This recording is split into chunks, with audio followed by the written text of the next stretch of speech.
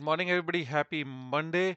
It was a sale time on Friday. You can see this is Russell 2000. Unbelievable sell off, and it went even below third standard deviation. And what I did, you can see on my Discord channel on my trades. I bought first IWM here, which is Russell 2000 ETF. It's here. You can see here. Came to second standard deviation, and then it went selling off. So then I bought 3x ETF, 3x IWM TNA, and I bought here around 39.10 at the end of the day.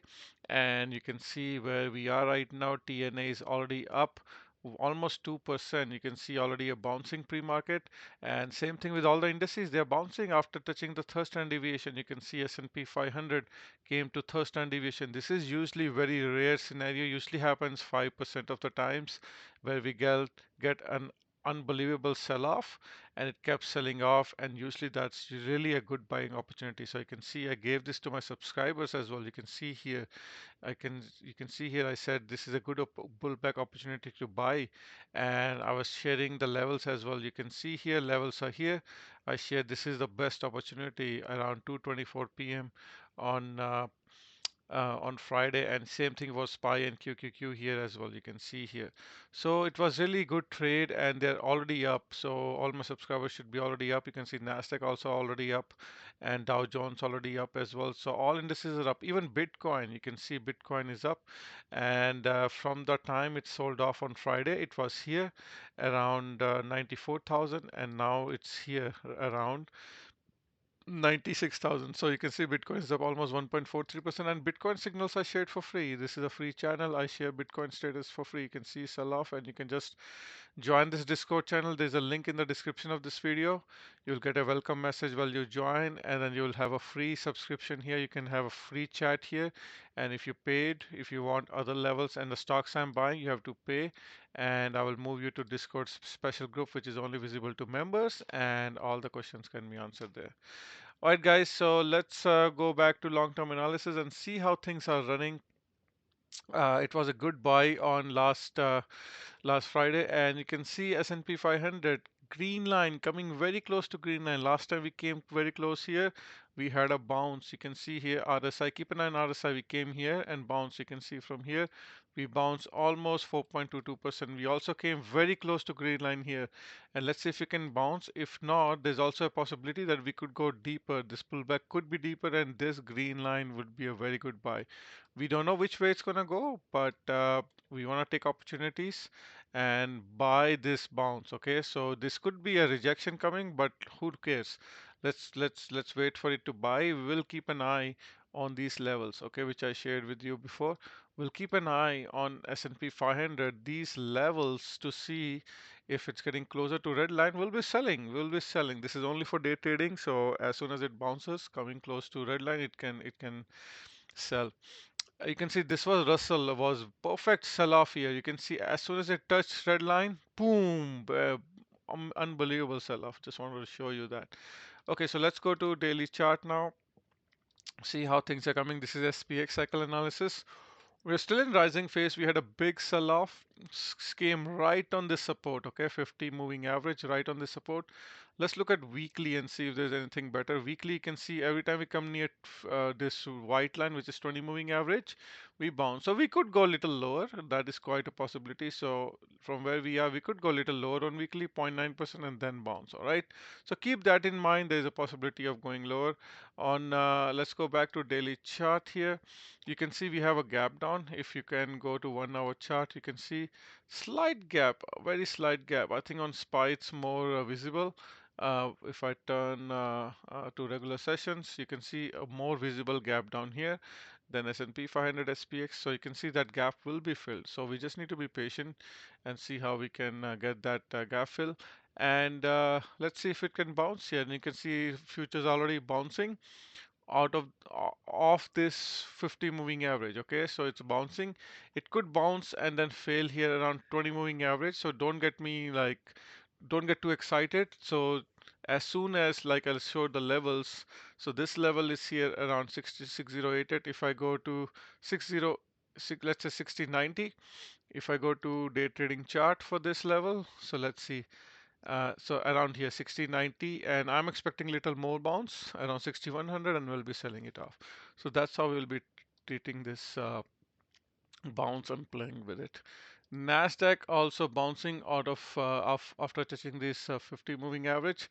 This is NDX chart. You can see it did not go really low, but it's right in the middle. But MNQ futures are showing it's touched it. So maybe today it will touch, and it should bounce from here as well. So we'll see how this should. Again, we'll look into the buy sell levels and then decide which way it can go.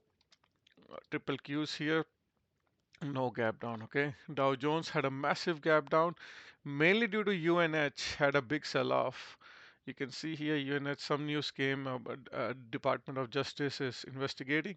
Huge sell-off. I don't see slight divergence, so it could still go lower. So whenever we get a big sell-offs like this, it chops around a couple of days and then go lower. Okay, so we don't have a 9 counts buy signal yet. You can see here it's very good, the UNH. Every time we get 9 counts buy signal, it bounces significantly. Here also it had a bounce, so let's see, let's wait for it to bounce. I don't have that yet. So that's one of the major reasons Dow Jones had a basic big sell-off, and then the other regions were bank stocks. But anyhow, so you can see it trying to bounce pre-market, but still not able to go above this 50 moving average. We'll keep an eye on Dow Jones and see how this thing goes. This could just could struggle here. Okay, this is a couple of moving averages are coming. And then lastly, Russell 2000 went below 200 EMA. Let's see if it can open above that. So every time it goes and touches blue lines, it bounces significantly. So let's see if this was undercut was a stop rate and then they're trying to bounce. We'll keep an eye on that. IWM ETF, same thing. Here you can see it's trying to close above this two blue line. So it could start to bounce here as well. So keep that in mind. This was a major sell-off, unplanned event for most of these people. So let's see how things shape up. In terms of Bitcoin, again, Bitcoin did not do much, did not have a major sell-off. You can see this was Friday's candle, not much. So Bitcoin is strong. I'm very surprised Bitcoin is holding so nicely. Like all the other stocks are selling off, they're just holding it nicely. Looks like they don't want this thing to go down. And every time it comes closer to this yellow box, it just bounces. And Ethereum also same thing, just holding it here, just doing whatever Bitcoin will do.